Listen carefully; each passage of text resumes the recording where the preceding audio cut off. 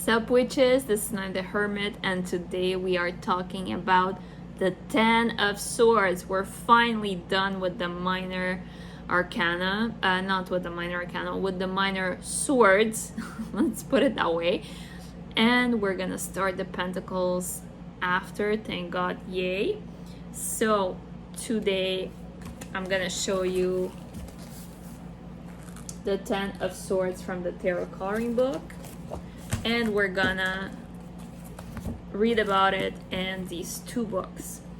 So if you all colored your card, you probably have seen different details that you did not see before. For me, it was really the fingers in the card. Let's put it, how is he holding these fingers? When you look, it looks like he's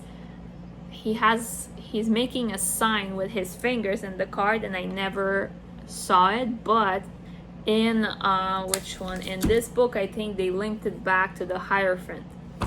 Anyway, more about this later. Swords, the air element, some of the keywords from the Tarot coloring book. Ending is at hand. 10 of Swords is a fearsome image to see in a tarot reading, yes. But look closely, there's a sunrise peeking at distance and a sign of hope. After depression, backstabbing, betrayal, loss, or failure, it's time to reboot. So definitely something bad happened here. Something bad happened and you kind of suffered after this thing, and there's hope at the end after your suffering, but it does feel like it was something quite painful.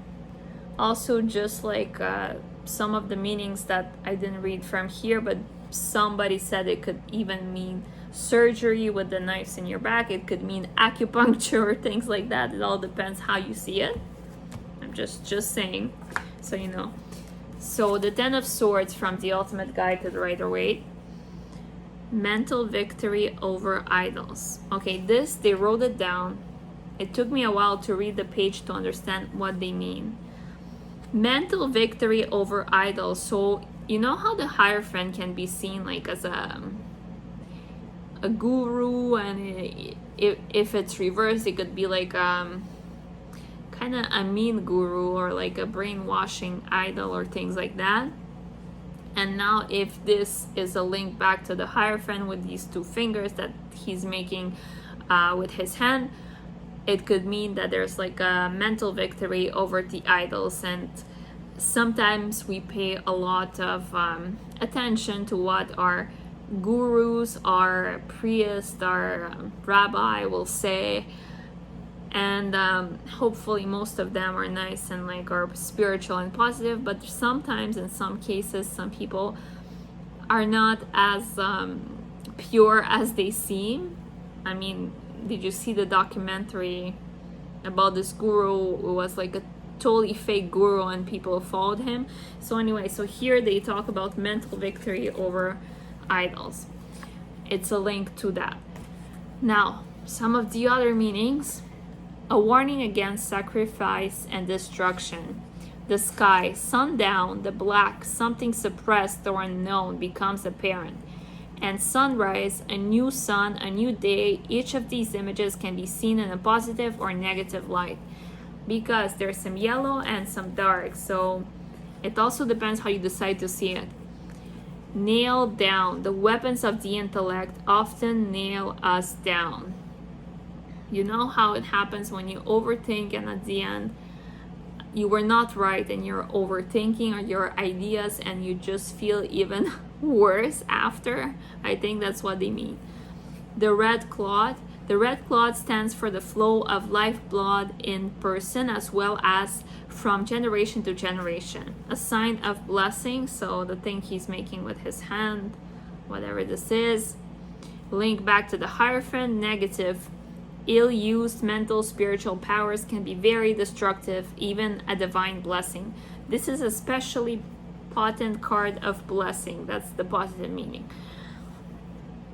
On the water's edge, down by the riverside, at times of disaster or collapse, we need the water of life. Spiritual powers and spirituality are like the fountain of youth when we give them a chance to flow. So you know how the water heals? I think there's potential for healing in this card after the bad experience that happened to this person. So that's what they mean by looking at the water in this card. And if we go to the 78 Degrees of Wisdom by Rachel Pollack, some of the key meanings that she discussed. Ten of Swords fills us with pain. It does not represent death or even especially violence. It's more a reaction to problems than the problems themselves. It takes only one sword to kill someone. So why would somebody put 10? So that's why it's probably not a card of death. Notice that in contrast to the 9, the sky clears in the distance. The black clouds give way to sunshine. The situation is not so bad as it looks. The reversed meanings of this card. So me, when I saw this card reversed just for myself, by gravity, the swords were falling out of his back, so it would mean like finally some recovery from it and like some relief. But let's see what Rachel Pollack says, some of her keywords, key meanings. Turn this card around and we can imagine the swords falling out of his back. Yes, that's exactly it. The situation will not revert to what it was, so don't freak out. I think that's the worst that could have happened to you, and after this it's gonna look better, because this usually when you see it in reading, it's the 10, it's the culmination, it's the worst of the worst, and after I don't think it can get worse. Eventually it goes better after this card. And from the reversed meanings from the tarot coloring book, a new beginning, time to get up, brush up your shoulders off and start anew. Yes. So I don't know if I'm gonna post the Ace of Pentacles right away or not. We'll see. I might take a break because I don't know if I'm gonna talk about the Pentacles right away. I think I will take a break from this project for a month or two, because I have a lot of things to do right now that I need to take care of. So I might have to take a break and then restart the Pentacles and eventually the Court cards. I will let you know somewhere in the comments of this video what my plans are. So thank you for staying with me on this project, and if we take a break, while we take a break, you have the time to catch up with this project to be on time to restart with the Pentacles. So all you have to do is buy your tarot coloring book by Theresa Reed, and these two books. This one is orange for the new edition, the 78 Degrees of Wisdom, and the Ultimate Guide to the Rider-Waite Tarot. So with coloring, as I explained before in the first video, what you do is you not only learn the card, but you really get inside the card. You use different type of learning, so kinesthetic learning, visual learning, and you combine everything together to assimilate better the meanings of the tarot cards. I mean, even for me, I'm learning something new every time that I do it.